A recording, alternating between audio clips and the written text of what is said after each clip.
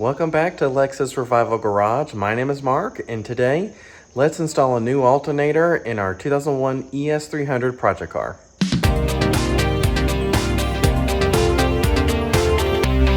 Let's go ahead and get our negative battery terminal disconnected here. So the alternator's here. This fuse box is probably in the way. So let's go ahead and try to remove that. There we go.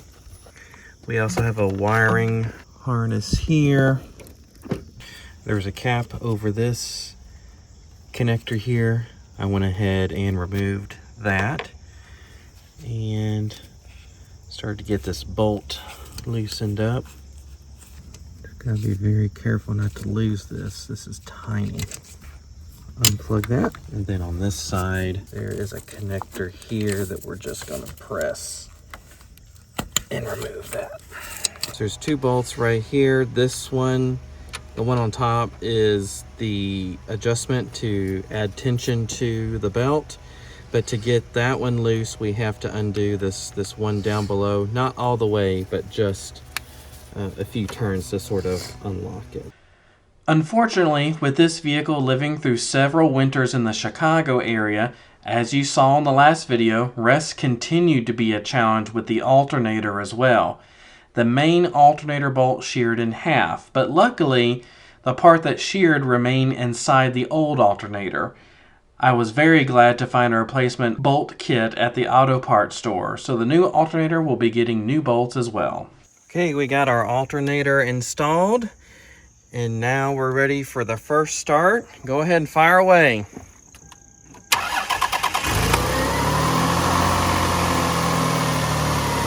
Much quieter.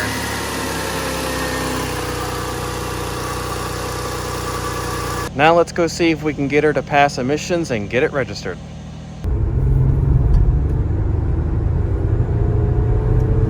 So far, so good. It's got a little bit of a shake. Not really like, almost feels like when I'm driving my stick shift and it needs rotors kind of a feel. Like when you're on the brakes, you can see it. Like you can't really let go too much, but like you can see it kind of shifting back and forth. Well, we didn't touch the front brakes, so.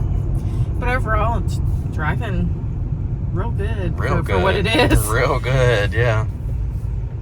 It's so much quieter. I'm just glad not to hear that whine anymore. That was awful. But I smell burning oil again. But I don't see burning oil. We smell it, but we don't see it. I'm gonna take that as a win. Okay, will it crank? That hasn't happened since we got it, I think. Not ad for being shut off for that long.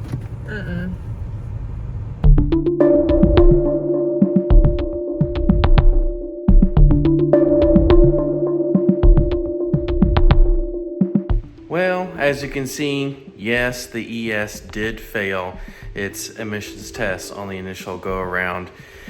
In the back of my mind, I knew this would be a possibility just because we installed a new alternator and it hadn't been enough drive cycles to actually have the computer clear out those codes that are related to emissions. Unfortunately, I had to drive it around quite a bit over the next week. Of course, I didn't have a license plate on there. Luckily, I didn't get stopped. I don't know how.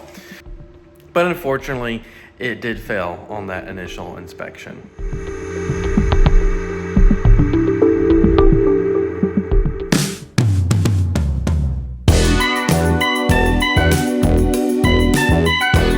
And as you can see, we officially have a fully legal, registered, license plate and everything, 2001 ES300 Coach Edition in the fleet. We can drive it now without any sort of issues or have to worry about getting pulled over. All that's behind us.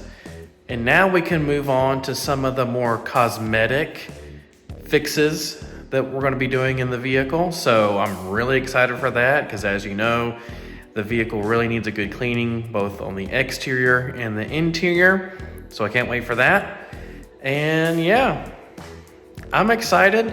Of course, we still have a few things to do mechanically to get the car fully buttoned up and, you know, potentially ready for a sale in the future. I hope this video was informative and I hope you enjoyed it.